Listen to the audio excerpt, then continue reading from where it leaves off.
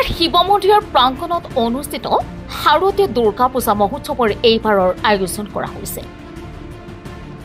অসমৰ সাংস্কৃতিক জগতৰ উজ্জ্বল নক্ষত্ৰ তথা জনপ্ৰিয় কণ্ঠশিল্পী জুবিন গাৰ্গৰ অকাল মৃত্যুৰ খবৰে সমগ্ৰ অসমবাসীৰ হৃদয় ভাঙি পেলাইছে।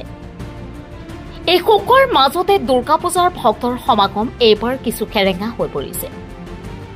মন্দিৰৰ প্ৰাংগণত শিৱ মন্দিৰ কমিটিৰ উদ্যোগত জুবিন গাৰ্গৰ স্মৃতিত এটি শ্ৰদ্ধাঞ্জলি অনুষ্ঠানৰ আয়োজন কৰা হয়।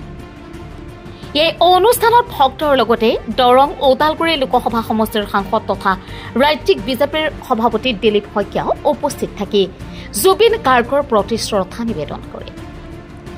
তেওঁ জুবিনৰ অমৰ সংগীতৰ মাধ্যমেৰে অসমৰ সাংস্কৃতিক ঐতিহ্যক সমৃদ্ধ কৰাৰ অৱদানৰ কথা উল্লেখ কৰি গভীৰ শোক প্ৰকাশ কৰে।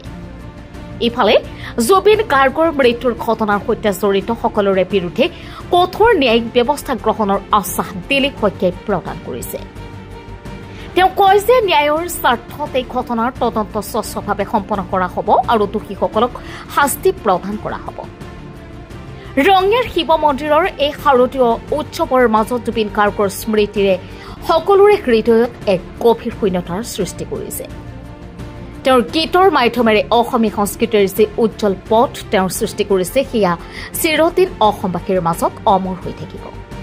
নিশ্চিতভাৱে পৰিয়ালৰ পৰা অহা এজাহাৰখন বহুত গুৰুত্বপূৰ্ণ আছিল আৰু সেইখন অহাৰ পিছত এতিয়া বাকী যিমান এজাহাৰ আহিছে, যিহেতু আমি সকলোৱে জানে এজাহাৰ মানে হ'ল এফআইআৰ মানে হ'ল ফাৰ্ষ্ট ইনফৰমেশ্যন ৰিপৰ্ট। গতিকে যিকোনো এখন এজাহাৰক এজাহাৰ হিচাপে ধৰি লৈ বা পৰিয়ালৰ এজাহাৰখনকে এজাহাৰ হিচাপে ধৰি লৈ চৰকাৰেও ইতিমধ্যে চমুটো এফআইআৰ ইছ্যু কৰিছে বা তেওঁলোকে লৈছে দায়িত্বটো।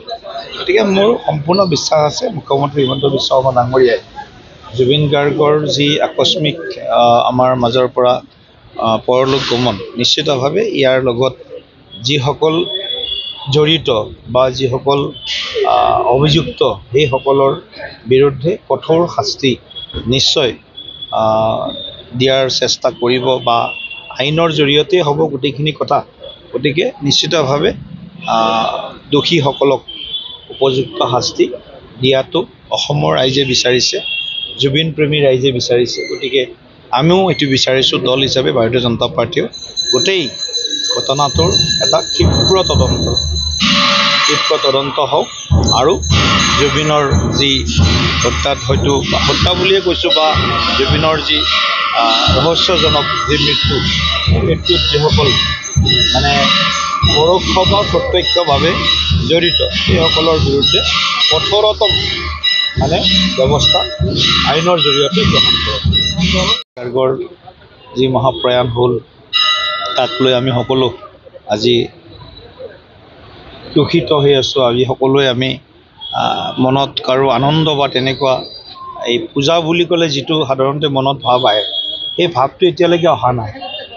যিয়ে নহওক তথাপিও আমি আমাৰ পৰম্পৰা ৰক্ষা কৰিব লাগিব আৰু সেই পৰম্পৰা ৰক্ষা কৰি আজি ৰঙিয়া বাৰোৱাৰী দুৰ্গা মন্দিৰ এই প্ৰাংগণত আয়োজিত দুৰ্গোৎসৱলৈ আহিছোঁ। মই ইয়াত প্ৰতি বছৰে আহোঁ আৰু এইবাৰো তেওঁলোকে প্ৰয়াত শিল্পীগৰাকীক শ্ৰদ্ধাঞ্জলি নিবেদন কৰি বা শ্ৰদ্ধাঞ্জলি জ্ঞাপনৰ বাবে সুন্দৰ এটা তেওঁলোকে প্ৰয়াস হাতত লৈছে। গতিকে মই সকলোকে এই সময়ত শান্তি সম্প্ৰীতি বৰ্তাই ৰাখি পূজাভাগ সকলোৱে যাতে শান্তিপূৰ্ণভাৱে পাৰ কৰিব পাৰে তাৰ বাবে সকলোকে আহ্বান জনাইছোঁ আৰু মা দুৰ্গাৰ চৰণত সকলোৰে মংগলৰ বাবে মই আকৌ এবাৰ প্ৰাৰ্থনা জনাইছোঁ।